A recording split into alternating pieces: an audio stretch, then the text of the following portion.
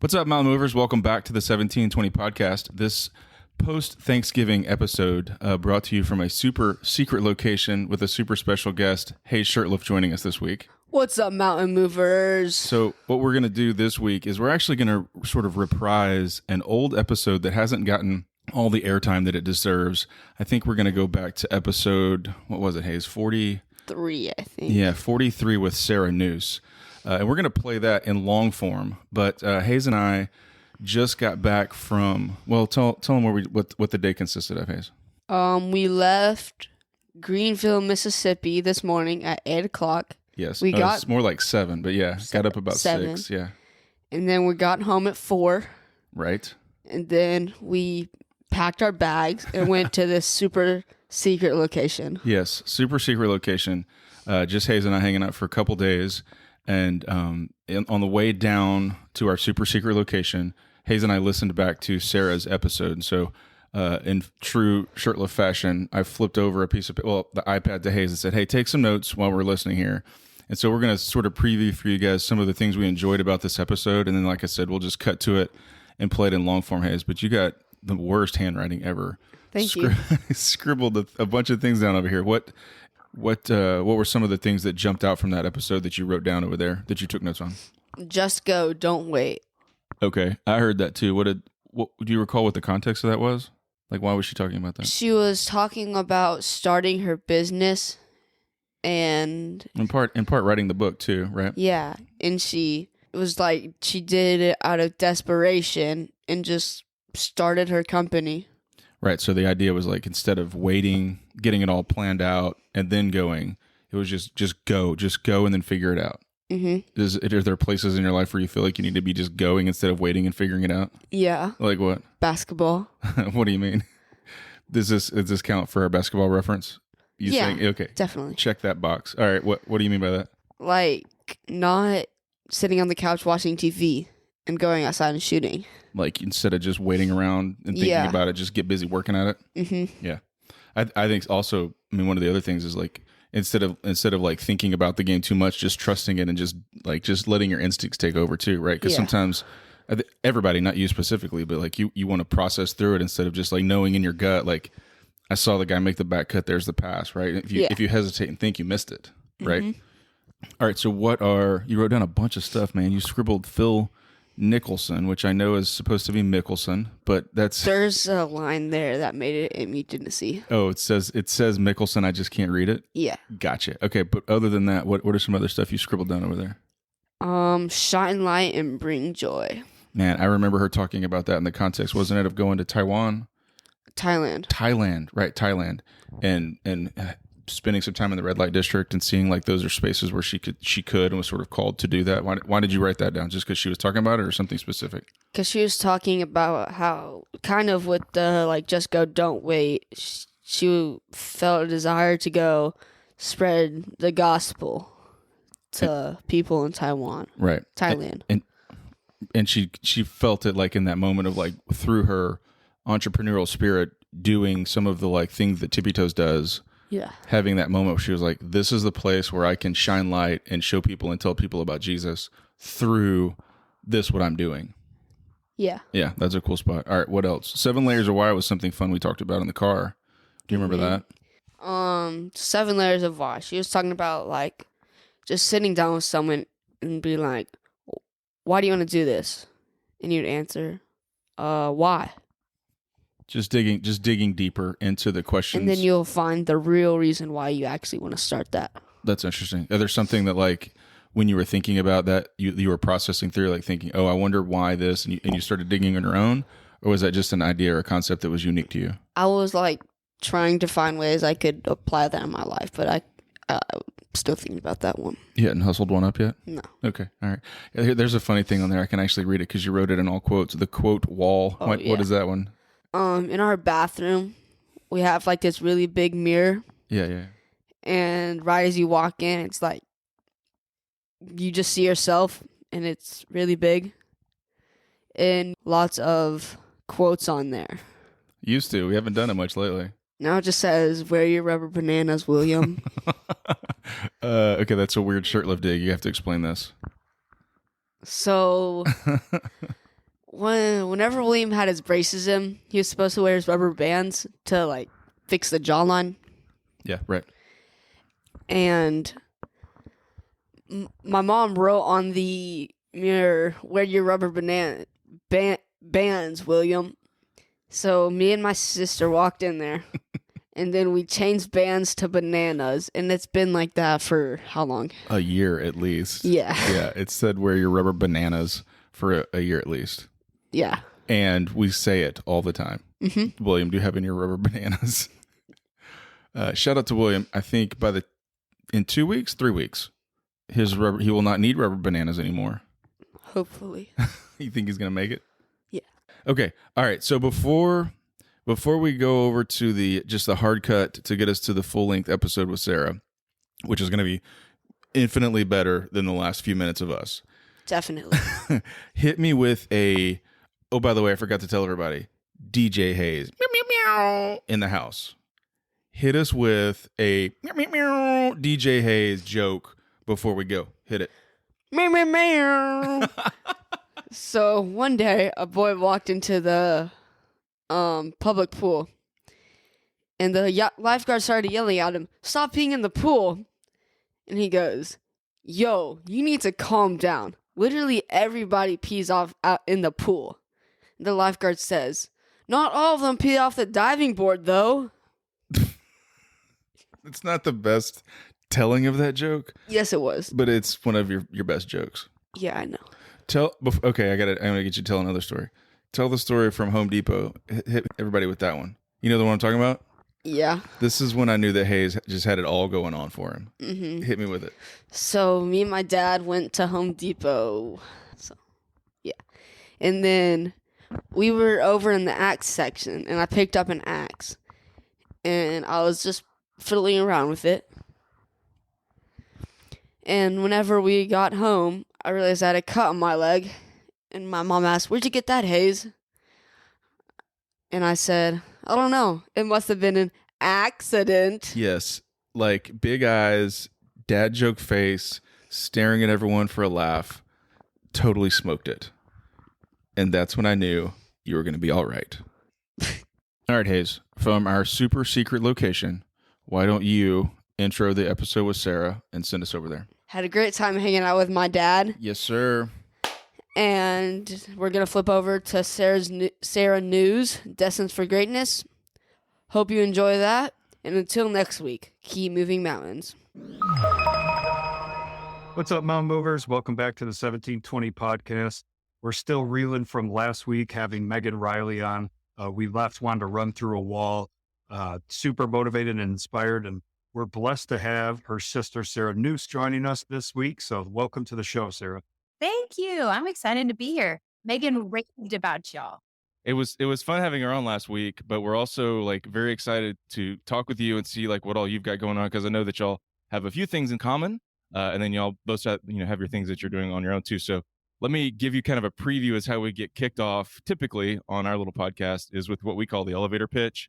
You get a few minutes in an elevator on a ride up with a stranger. How do you introduce yourself? Who is Sarah Nuse? I love that. I like that you put it on me, right? Yes. Okay, so Sarah Nuse, I live in Bowling Green, Kentucky, and I am a proud mother of 3 kids, and I am madly in love with my husband, Adam, who is vice president of the Tennessee Titans, which is super fun.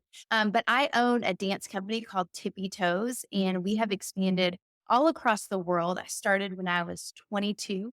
I started when I was 19. So it's 22 years old. And I started out of desperation. And since then, I've been able to speak to many audiences.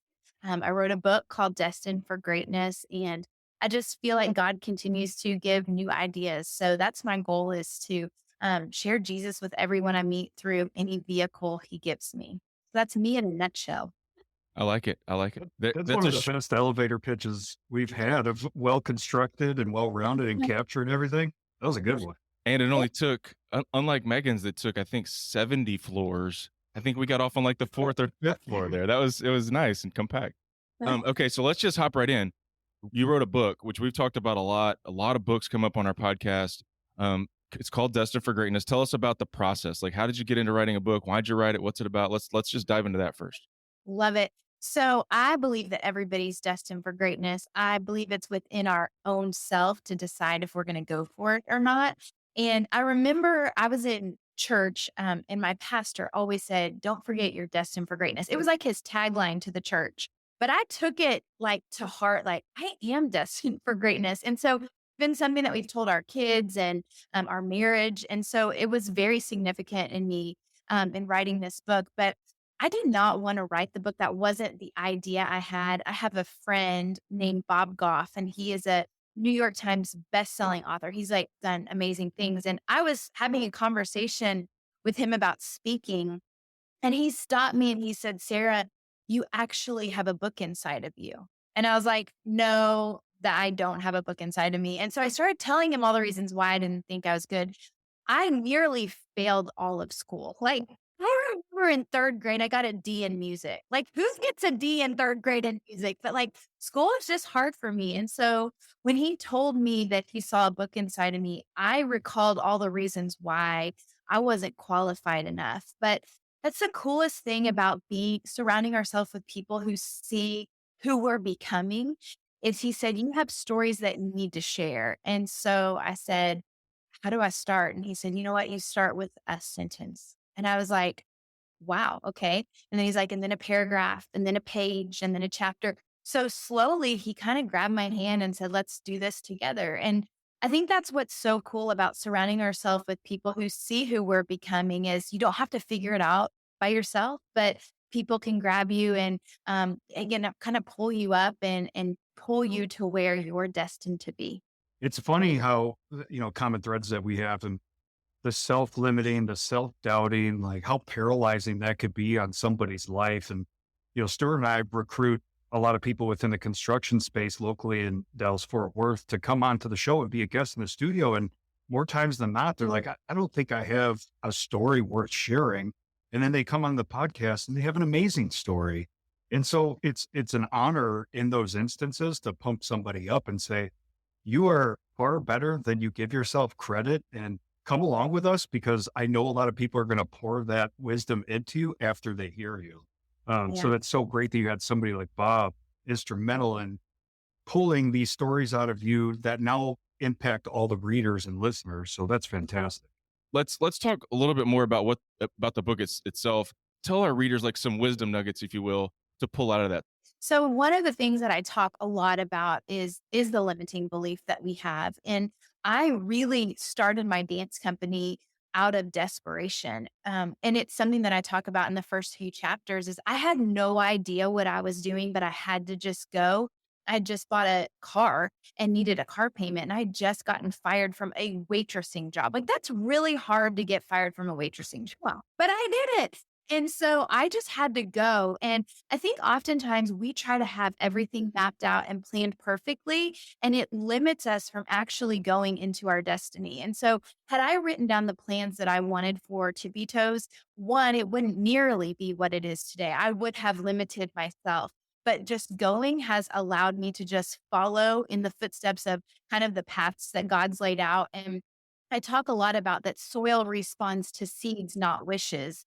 And that's a big idea in my book is a lot of times we have a lot of really great ideas in our head, but we very seldom will take action on them. And it's in that take action moment that putting that seed in the soil and then having those small daily deposits, that's what equals the great success. My book took me 3.5 years to write. And the truth of the matter is, it didn't actually take me 3.5 years to write. I thought about it for a long time. And I would tell people, like, I'm writing a book. But if they asked what my seeds look like, it would be very scarce. And so it actually took me sitting down and writing. And that's what it is. It's that soil response to the seeds, not just the wishes in my head. And so talking to anybody that has read my book, they're wanting something more in their life. They know they're destined for greatness, but it's actually taking those action steps to move forward. One of our favorite things on the podcast is to hear from people who listen and say, "Oh, that story resonated with me, and as a result of it, I went and did X," or "That was a really cool message. You guys encouraged us to go do Y," or whatever the case may be. I know you have those, right? Tell us some of those cool stories of like people reaching back and saying, "I read the book and X was what grew from it. Do Yeah. you have those stories? And tell us one. One of my favorite, because my goal in life is to share Jesus with everyone I meet, but I never want to be so overwhelming where people are like, she's weird, you know? And so I was working with this guy that was helping me with some business stuff. And he knew I was writing a book and he hadn't read a book in 5 or 6 years. He's like, I'm not a reader. And it's so funny when you publish a book, people say, oh, congratulations, I'm not a reader. And I'm like, okay, well, whatever. And so he said, I'm not a reader. And I said, and finally I pushed back. I said, well, why don't you try to read my book? And he didn't have a relationship with Jesus at all. And he called me one night and he said, I'm about chapter 5 and I'm really intrigued with who this Jesus guy is. And every single day he would send me a message and he'd tell me where he was in the book. And then he said, I finished the book and I really want to know more about Jesus. And so to me, that was the ultimate, like if my book did that for one person, that was very significant for me. But then I've had a lot of people reach out and like, okay, I had this same situation happen, but I stopped. You know, I had a lady that had gotten fired from her job and she kind of felt like, okay, what's good for me? And she's like, but then you had this path. And so it's like I keep getting whispers of people charging on. I have part of my book is talking about accountability. And I have an accountability program where I started with myself, but I've now opened it up to kind of a coaching platform where really it's putting those seeds in play every single day where I help people, okay, here's your big dream. And then here's how we narrow it down. And I talk through that in the book. And I feel like it's helped people have a lot of freedom to know there's not one right way. Like you're not right or wrong as an entrepreneur. It's just go. And so that's a lot of what I've heard feedback from, which is so cool. I love that. I love it's not right or wrong. It's just go. Because we talked about this a little bit with Megan, in that like I struggle from the sort of flipping the plans to the other side of the execution. Like it all needs to be lined up for me first, because I want to know that when I flip the trigger or flip the switch, I guess there's a win on the other side. Like a loss is a result of poor planning off the table for me. And we were talking about it with her this week, and I was like, and then again, like 2 or 3 days in a row, it's like reinforcing this idea that like, it's just go, just figure it out first. I mean, just figure it out later, just go now. And I was like, man, as a lawyer, someone who gets paid to figure out all the problems and tell you why it's not going to work. My like professional paradigm sort of challenges that idea. Boy, all of a sudden the last 2 weeks I've really wrestled with like, oh man, this is tough. Yeah. But I also believe that in our failures is really where we find our strength, which could sound crazy, but I feel like when I go through my book, like school was one of the hardest things for me.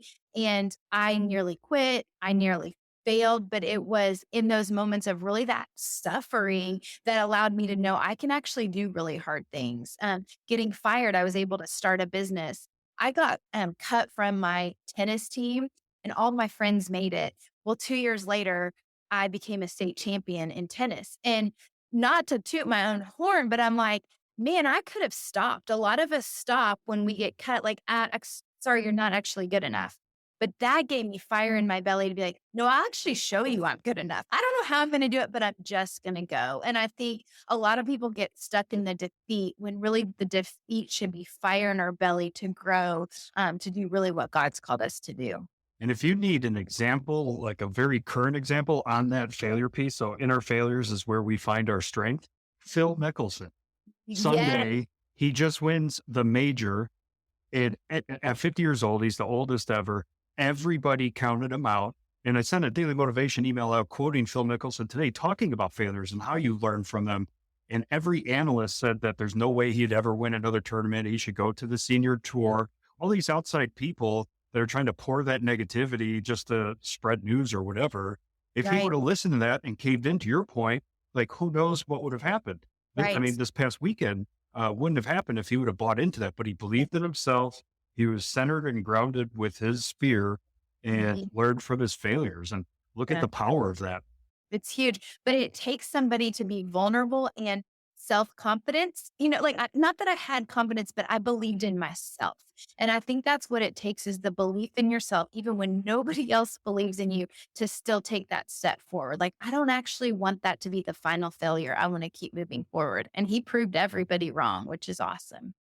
Yeah. And that's worth writing about because that we say it, but that's very difficult to do. Like if you're the only one counting on yourself, like if you don't have those people around you and you're like, I need to push through. I know it's an uphill battle, but I could do that. Like Right. books like Destined for Greatness are what might take that next step forward for somebody. Right. So Yeah. it was awesome. I can't wait to dive into it. Is it on Audible? It is on Audible. Self-narrated? Yes. Sweet. Yes. That's how I read books too. And my husband, he'll be like, I just finished reading this great book, listening to this great book. Yeah. It's like, that's good. Yeah. Yeah. I'd love for you. What speed do you listen to? Are you on one or have you jacked it up? Oh, jacked it up for sure. So All right, so I'm going to make a triangle here out of something Megan was talking about through her Who's Your Mama podcast, something that we wrestle with at my house about encouraging our kids. And then I know you're messaging and you have 3 kids, right? So I'm going to draw a triangle on this and say, how do you encourage your kids to just believe in themselves like we're talking about, and just have the courage to pick themselves up from like whatever they're into and not doing great at and say, you know what, this isn't the end of the story, bro. Pick up, keep running. Like, how do you encourage the kids to do it? we share a lot of stories. Adam and I do. My kids know my stories. And so they know that that's not the final. And so we've had some defeats. Actually, yesterday we thought we were setting ourselves up for one. Both my girls tried out for a volleyball team. One should clearly make it. She's 5'9". She made the team last year. The other one's younger, shorter, hadn't made the team. So I was already preparing, laying that groundwork. But she's like, Mom, I know I'm going to make it. Remember, you've done this before too. And she gave me her belief. And I was like, you're right, Lo, you're right. Like you can do it. And lo and behold, her number comes up on the paper and she's like, told you. And so some of it's instilled in us. I have that competitive spirit that I'm like, oh no, this will not bring me down. And my middle daughter, Lola, has that too. Like, no, I'm going to fight for it.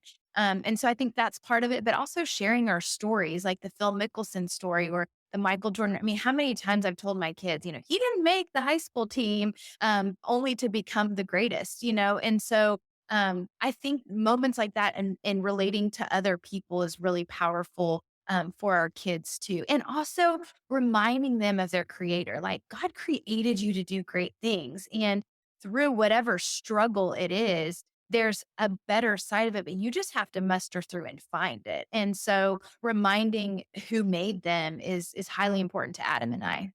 Man, we live in an old ranch style house. And so when you go into like a middle bathroom, it's like the craziest layout in the world, but you like nosedive into a mirror, like one of those full like wall that's ceiling to mirror before you go into the bathroom. And so we've turned that mirror into like our quotes mirror. And so Ashley, my wife, takes a expo marker and writes on there. And for the longest time, what was written on that mirror was, let's see, it was basketball. We're basketball people. Basketball is what you're doing. It's not who you are. Yes. And that was big for our family for a few seasons because we're just kind of getting bogged down in the doing of that activity, not knowing that we're all the sons and daughters of Christ and moving down that path. And we kind of get bogged down in the worldly aspects. And so that was a good reminder for that season for our kids, just to remind themselves that. So. Well, I think sometimes when you step back, like we are baseball people a lot with our son, and when you step back, I can get into the game or I can get him and like, come on, and then I'm like, okay, let me just step back and remember he's a 9-year-old little boy too. And his parent, like just stepping back. And sometimes when you watch from the outside, you're like, oh, I'm reminded what I'm called to do, because that's not what I'm called to do, is yell at a 9-year-old for missing a pass or whatever it is, And so sometimes we just have to take a step back and take a big deep breath and be like, okay, this isn't that big a deal. These are all of our vehicles, like your podcast, it's your vehicle for something else. And I don't know if you guys have heard of the 7 layers of why, but it's like, okay, why, why do you want to start a dance company? Well, I really want to impact children. Well, why? Because I really believe that there's greatness inside of them. Why? Because I want my kids to believe that they can start a business and do something great. Why? Because so you keep unraveling. It's like an onion. When you finally get to it, it's like, oh, this is actually my why. It may look like this, but this is actually the root of it. And I think when we all get to the root of our why, some of the failures, some of the things that we go through or the hardships, it's like, man, when we know our why and when we're connected to it, then everything else kind of makes a little bit more sense. Oh, that's so timely. I had a meeting this week, just speaking about purpose and just speaking with our team. to try and find your purpose. And how do you do that? Like spending that quiet time. And if I would have that 7 layers of why, I might have to go part 2 into next week and say, hey, here's another tool for your tool belt. Because once you find that out, like you're rooted in that and all the adversity and change and everything else, you're okay because you know that this stuff's going to pass. This is all a season. And you have a bigger purpose than what's happening around you. So Right. taking that time and self-reflection to really figure out like, what is the purpose of this? How can I add value to this? Whether it's a podcast, your to-do list, going into an interview, showing up to a game, like whatever the case may be, having that rooted purpose or why is so big and valuable and impactful. Yeah, I agree. All right, so I'm gonna keep on the Destined for Greatness topic train for just a second here because you also do a podcast. I think it's the same name and it's called the same thing, right? Tell us a little bit about your podcast and what y'all are doing over there. So fun. So it's my husband and I, he's my co-host. It's just like the most, having a co-host, it's super fun. And then, Adam, it's always his favorite guest. It's always his favorite episode. So I'm like, come on, babe. And now actually going through books, we're going chapter by chapter. So we're kind of talking about the back end of the story, the things that kind of were cut from the book or the things I didn't share. And he loves this part. Actually, this past week was about his story. So Adam started actually as an intern for the Round Rock Express parking cars. And I remember him saying, I'm going to be a general manager of a minor league baseball team. And I told my parents, I'm going to own a dance company. And they were like, good Lord, these two are never going to make it. These And people. lo and behold, it's those small daily deposits that equal great success. And he was the general manager of the AAA team, the Nashville Sounds. And kind of thought, I was like, okay, he made it, and he said, I can't be finished with my dream. And he's kept dreaming. And, even after this book's, been released, he has continued to go on to greatness. So we kind of talk about the backside of all that story. And then we've had entrepreneurs on our show that talk about trials and tribulations that they've had, but how it's created them to do really great things. So I love it. Same as you guys, just love talking to people and diving into really not just what they're doing, but why they're doing it and their goals that they have moving forward. I'm about to ask you to effectively pick your favorite child, but which is your favorite episode? Gosh, I really like Megan's episode. She cracks a Diet Coke. I don't know if she brought a Diet Coke in while she was drinking or no, Yeah. that's her thing. And so I love having her. She's just easy to talk to. Bob was my very first guest because he once again put me up to that. He's like, you need a podcast. I'm like, stop it. And I said, okay, if you're my first guest. So he was super fun. And then one of my favorites, Ed Easton, he is Carey Underwood's lead guitarist. And I met him at an event and his story is just cool. He's actually from Texas and he grew up with a single mom and he had dreams of being a lead guitarist for a band, actually the lead in a band. And when the lead didn't happen, I think it was Aerosmith that called him and he was like their lead guitarist. And he's like, I'm living this dream. He's like, it's not what I thought it was going to be, but it's so much greater than I ever could have imagined. And I just felt like that was cool because while he's with Carey, how great is that? He's still not the lead, but he's living with significant purpose. And he was talking to me about how he gets nervous in front of crowds. And I'm like, you've got to be kidding me. You're like singing like in all the biggest stages. He's like, I can sing and play, but if I would have to speak, I would actually physically get sick. And so just knowing that we all have things about us that other people don't see, but we're holding, and he's like, it's a work in progress. So I thought his episode was really interesting.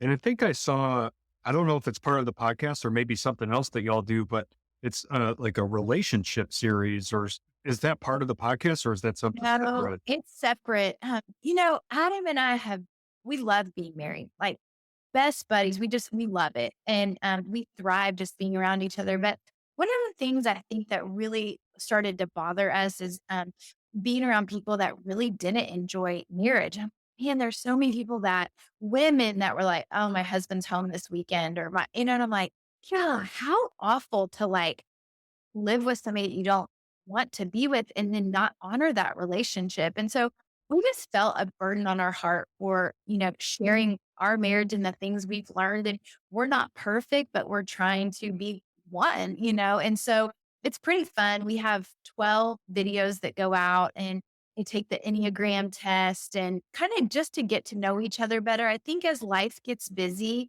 everybody just starts doing the things that they're called to do. And as parents, you guys know it's just busy. It's all the time busy, but taking time to connect and really understand who your spouse is. And back to what we talked about, we're always becoming somebody. So who I married is different now than he once was. And so continuing to study Adam and learn what he likes and is interested in and be really interested in his day is highly important to the growth of our marriage. And our marriage is the foundation for our family, which is also the wings for our kids.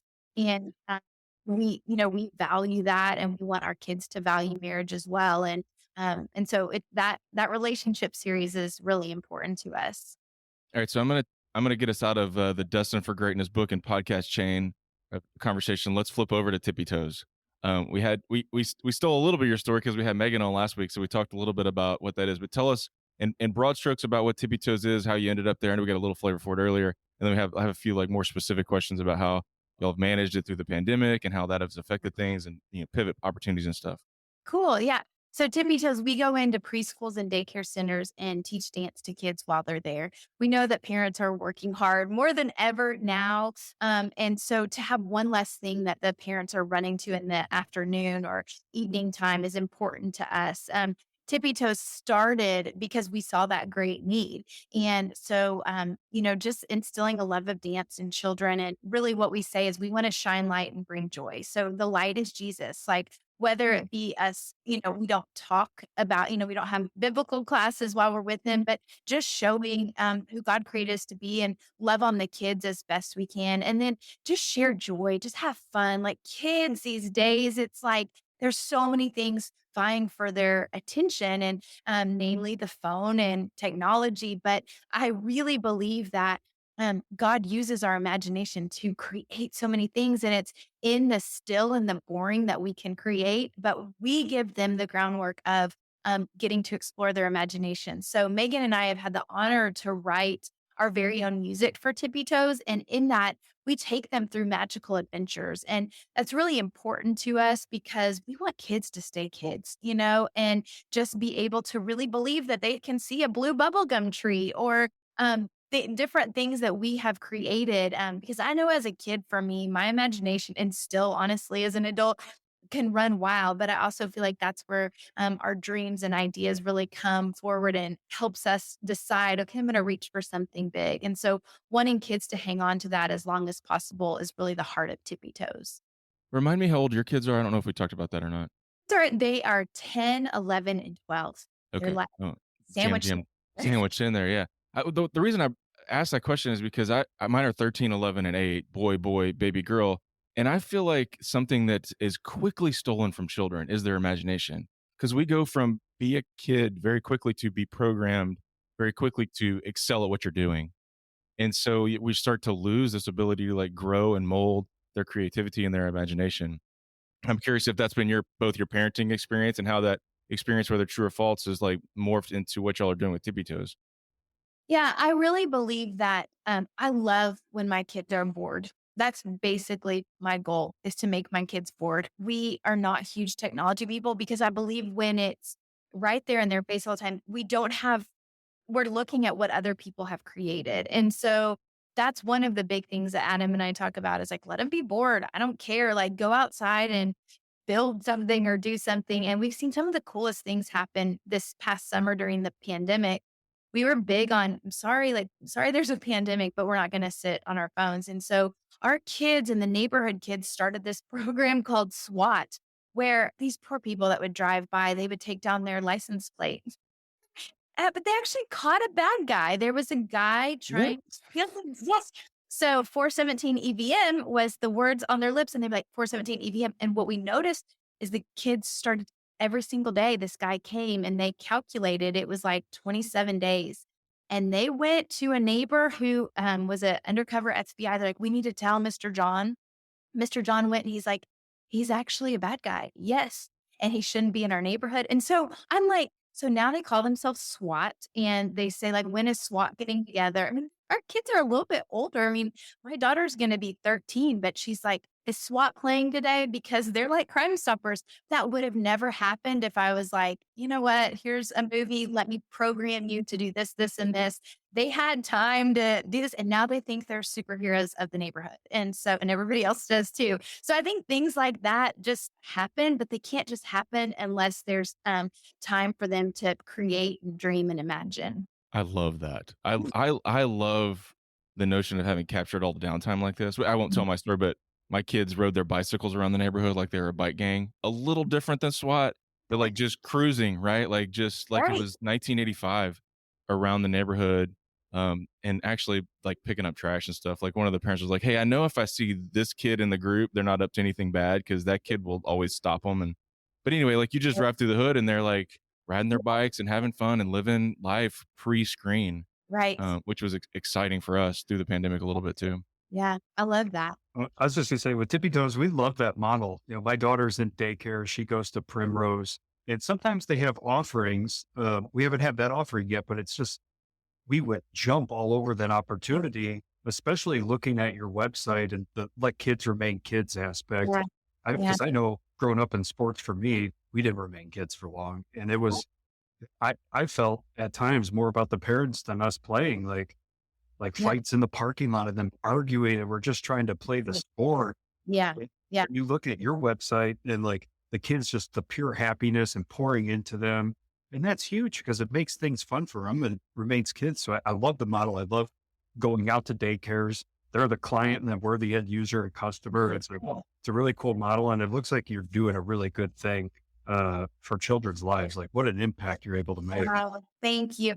Well, and I think one of the really important things to us is kind of as you're talking about the competitive side, dance has become this competitive sport where the girls have heavy makeup and these tiny outfits. And I'm like, I want nothing of that. So we're going to go back to the 1960s and we're going to just play and have fun. And so I think one of the things that separates Tippy Toes so much is it's the innocence of a child. And not to say that all the competitive sports isn't, but it's become this thing that I just don't want anything to be a part of. And not to say that the kids can't love dance with us and then grow into, wanting to compete. But for a time when they're little, just let them be little. And I think that's been one of the best things that we've been able to capture with Tippy Toes.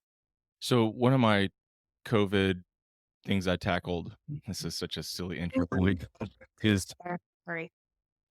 That was Megan, actually. I'm so sorry. tell her you're super busy with important No, people right now. Don't call me. Actually, I had all my notifications off, so I apologize about that. Okay. We love it. We're going to keep that in. Yeah, we'll just roll with that. Is I started watching from beginning to the end Shark Tank. I hit record for everything and just started watching them all. So Megan and I talked about this a little bit yesterday, but I'd already burned through y'all's episode. But then when y'all were coming on, I doubled back to watch it again. Kind of interesting in like how much the show has changed over time. Right. And season 1 was a complete train wreck.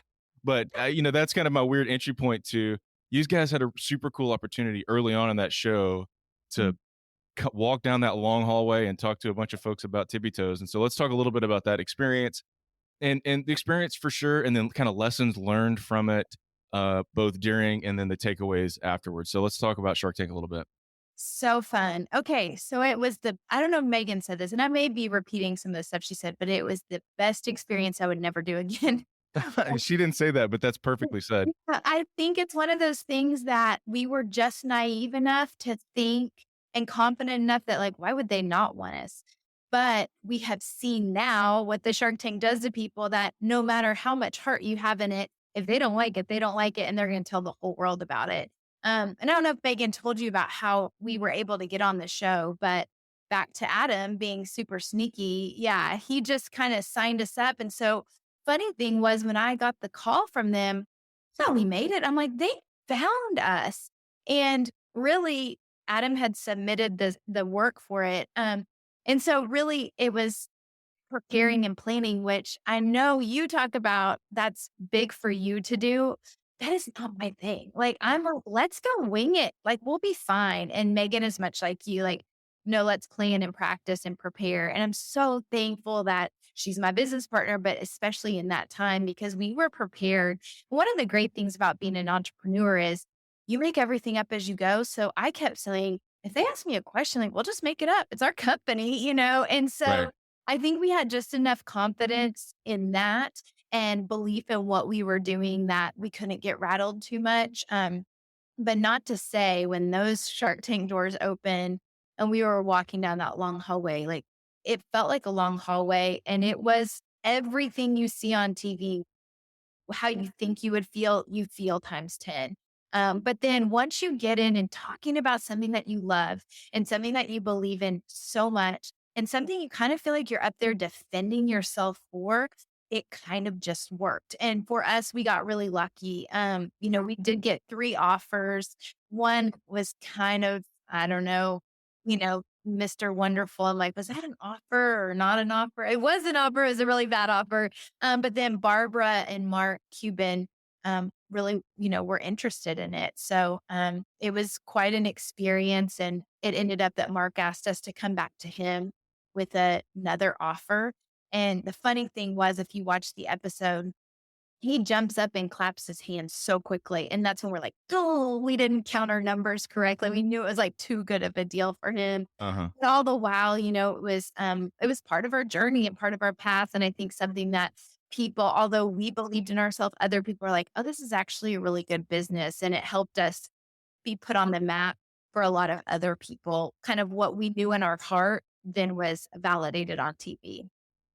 Having watched 8 seasons now, I'm not completely caught up, but you see some of the evolution of Shark Tank is that you see people come in with their pitches that are not general. They're like specifically targeted to someone. They go in wanting Barbara or whatever. Did you guys have enough foresight at that point to think this is who we want to target? Or was it more just we don't really know how the show's operating, general, here's what we're doing, see who's interested scenario?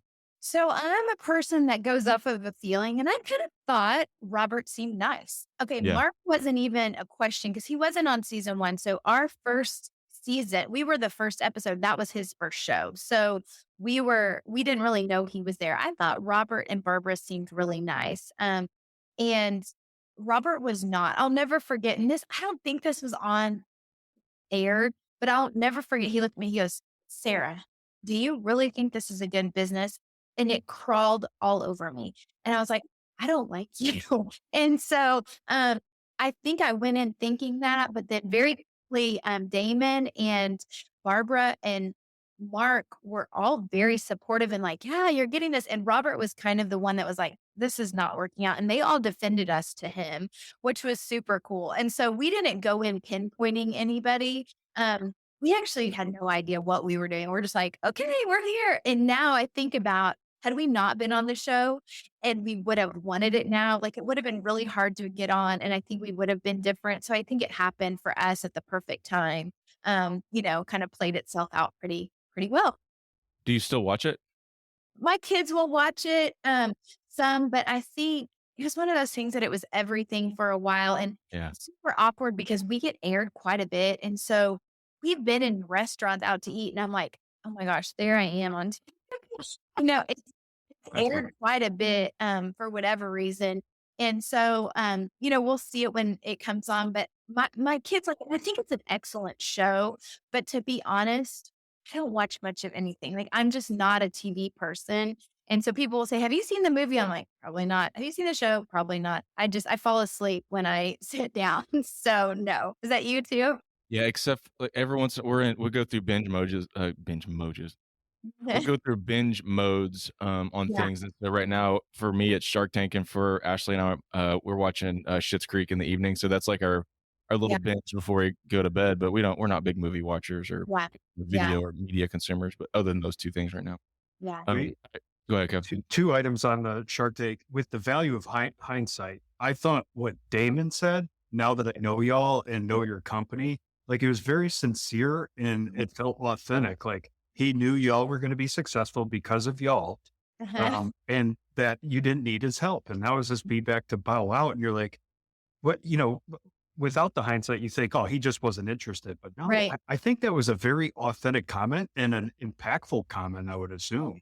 I actually really liked him. Like I felt his support. And when he said that, truly, I was kind of like, yeah, I see that. Like, okay, I see that, you know, I see that you're wanting the best for us. So I actually did feel that on the show too. He's become one of my favorite sharks because further in these seasons, like people come in and they're like, yeah, we've raised $8 million of VC money, and we did $18 million worth of business last year. And he's like, that's not why I signed up for this show. I signed up to help people who were struggling through the entrepreneurial phases to leverage them through that. I'm out. Like he has got no time for that stuff. But anyway, what are you gonna say, Kev? Well, Tippy Toes and you and Megan have helped me and my wife debunk the thing that, like, if you get an offer, we thought you have to take it, like, because of the star power, but that's not accurate. And it's nice to see behind the curtain, some of the dealings and how it really goes and what happens post-production Right. that might not make it so great of a deal. So it's been really intriguing to hear some of these stories. Early, we were nervous to tell people because we didn't want to hurt the show for other people. Like Adam and I went to go see The Price is Right, and we quit watching it because if you go, it's like I thought it was this huge room and all these bells and whistles, and you go and it's like 25 seats or something. It's like Yeah. terrible. And so I felt like if I was going to tell people the end story, I didn't want them to not like it or believe in it and stuff. But it's kind of been fun to know that, what we did, it actually happens for a lot of people too. And that, we aren't stuck in a deal that we said on TV. All right, so No. And I think that's the other thing. Maybe had we gotten told that, we would have liked it more. We actually couldn't even see. Like we were in there, but we didn't have the visual for it. So we watched The Price is Right all the time. And then it's like, no, we are not doing that anymore. okay, so as Kev was saying earlier, not all the deals come through, and I'll steal the thunder a little bit, but y'all's Shark Tank deal didn't completely come to fruition. I'll let you tell as much of that story as you want, but I want to land more specifically on like lessons learned through the process of being on there. Good lessons, bad lessons, takeaways, stuff like that. And so I'll just kind of toss that softball to you and let you hit it. Awesome.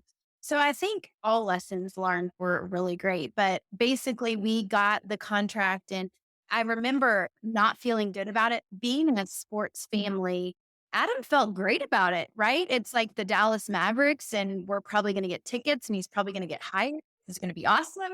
And Megan's husband works in sports, so he had no problems, but I just had this feeling in my spirit that was not good. And I kept telling Adam, and he's like, I think it's fine. It's all fine.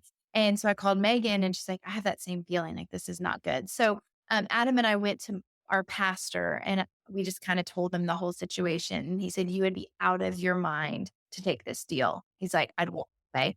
And most people, we couldn't tell that many people, but the people that we told, the lawyer and the pastor were both like, no, don't do it. And so we didn't listen to our husbands. We listened to the lawyer and the pastor, which was a wise decision at that point. But I tell you what I learned in that moment was, Mark Cuban was really great to us for a while. Like as we were working through questions or whatever, he would text or email us back right away, like very great. And so I wrote him an email and it was a really heartfelt email just telling him like I didn't feel like this was the direction we were supposed to go. And really it was a lot of clauses in the contract that we asked to get removed and they wanted, and it just wasn't going to set our company up for the success that we wanted and to be the wife and moms that we wanted to be. We probably could have had a really huge franchised empire, but we would be working like dogs and it would not have been the life that we wanted or were called to. And so I wrote him this really heartfelt email. And as I sent it off, I thought one of two things is going to happen. Either I'm going to really regret this or it's going to solidify this decision we made. And his very short email back to us was so confirming of the decision that we made was right. And the email that he sent was not any email that I would ever want a business partner to write me again. Now, Adam thought it was awesome and he framed it and put it in his office. He's like, you told Mark Cuban no. And so he framed it and I think still has it in his office. But so I'm like, okay, I still made him proud. But the lessons learned, I think the main thing is go with your gut. Like honor the instincts that God gives you because our instincts are there for a reason. And God gives us the desire in our heart. And no matter how the world tries to sway us, I mean, a billionaire saying, yes, I'll invest in you, like that's pretty swaying. Like, okay, but when your spirit moves, you've got to listen to it. And luckily it moved for Megan and I, and we were able to walk away. And so I think just going with our gut and honoring their instincts is probably the best and biggest lesson I learned through that process. When you're strong in your faith and you're rooted in it, you wait to see some confirmations or peace with that decision. The fact that you had that within that moment is so awesome. And it seems intertwined with all things that you do. Your faith is so strong. So I'm just curious, where does that all come from? Like, is that from your family as a young child, or was there some sort of event or something throughout your life where your faith became strong? Like, what is your testimony that makes you so strong in your faith?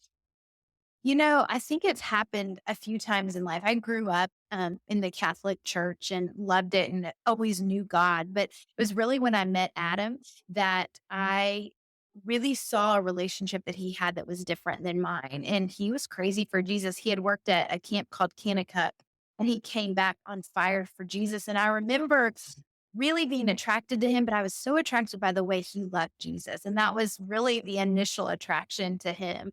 But then I think the other thing that really, as my faith has grown, is a couple of years ago, I got to go to Thailand to work with World Help. And they said, we have a preschool and you can teach dance. It'll be really fun. We're also working in the red light district trying to help girls trapped in slavery. I like totally took that very lightly. I'm like, okay, I'll go. Well, my entire world was wrecked as I went into Bangkok, Thailand and saw so much darkness. Like there was nobody loved Jesus and it was so dark. And in that moment, my why as I peeled the onion became very clear. It's like, I need to share Jesus with everyone I meet because I have this relationship of somebody who changed my entire life. And I know I can put all my trust and faith in that. And these people are living in a dark world. And I saw children getting bought and sold right in front of my very eyes. And my world came crashing down. But what was really cool is I was like, why am I here, God? Why am I here? Like, I don't know how to do this. And the next day we went into this preschool and the preschool director said, these are the children of the mothers that you saw being bought and sold last night. And I was like, oh my gosh. And they were scared. They wouldn't talk to us. But when I turned on music and I started dancing, I taught a Tippy Toes class.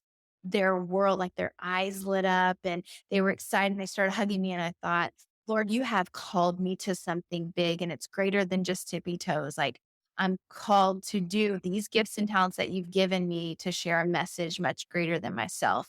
And I think that was even more deeper roots right then and there. And I've been able to bring it. So I think that's the heart of it really is, it's not always about us. God gives us our gifts and talents and he talks about like our spiritual gifts, but we're all are called to use them to help each other. And God just lined it all up and it was so clear and evident. And I've talked to you guys about how we write our own music. About 6 months before I took this trip, one of the songs I wrote was Learn from One Another. And it was talking about, I didn't even know I was taking this trip, but learning from people from different countries. And that's the song I put on. And I was like, man, God knew before I knew. And he had laid it all up and gave me these words to write. And it was a true God moment and it's undeniable. And so therefore, that's why in all that I do, I hope to shine Jesus for others. It's a great story, and it's a great story. And I won't tell mine here, but we were talking about on the air about how I had when I went overseas had an experience not the same, not even close, but similar in the sense that you're just like, there's your aha moment in the midst of wherever you find yourself. There's your aha moment, and it gives you like a pretty good compass as to what the direction looks like from there on out. So that's really cool. It's a really cool story. Love that. Well, I was just going to say you have all these vehicles of influence and you've shared a couple of items where you've seen God move, but I wanted to figure out through the podcast, through the book, have you seen God moving through that 3-year journey of writing Destined for Greatness? With the value of hindsight, it should have taken 3 years, but like were these God moments or writing the book or through the podcast that have impacted you or others through those journeys? Mm-hmm. I think it's continuing changing me, who I am. And I think as I continue to move forward, my mission and my goal become all the more strong. Everything that I do, it's now through the lens of how can this be a vehicle? You guys are talking with April next week, I believe. But she's been able to really gathering people around me that can help me avoid the distractions that are in her life. I was looking in First Timothy. I was reading, and there's a verse in there's First Timothy 4:14, and it talks about. I kind of had to decipher it a little bit, but it talks about cutting down anything that's distracting you from what you're called to do. And as I started, and it says, so others can see your progress. Well, for anybody that wants to be humble, you're like, I don't want people to see my progress. But as I cut that down a little bit and really dissected what that meant, what it meant is so others can see the kingdom of God. And so I really believe that cutting out all the distractions in our life when we really know what we're called to do. And I feel like I've become laser focused over the last really 3 years since that trip to Thailand. I've become laser focused, able to remove anything that's become a distraction. And the term that if the devil can't make you sin, he'll make you busy. And I think a lot of times entrepreneurs just become busy with all the things. And one of the things I like to say is do less with more focus. Like do less of all the things and focus on the really important things that you are called to do. Because I believe that we a lot of times say yes to a lot of things, and they're all good things, but they're not the best things. And when we're not doing what we're called to do, when I'm doing what I'm called to do, I can help way more people than carrying one person's burden or a couple people's burdens. And so I think just reminding myself to stay laser focused and to do what God called me to do, I can help impact in whatever God's called me to do all the more better. I looked that up whenever you said it. First Timothy 4:14, you said? 14 and 15, I believe. 14 and 15. Yeah, I'm going to read it. I may cut it out or not, but I'm going to read it. It says, do not neglect the spiritual gift within you, which was bestowed upon you through prophetic utterance with the laying of hands on the presbytery.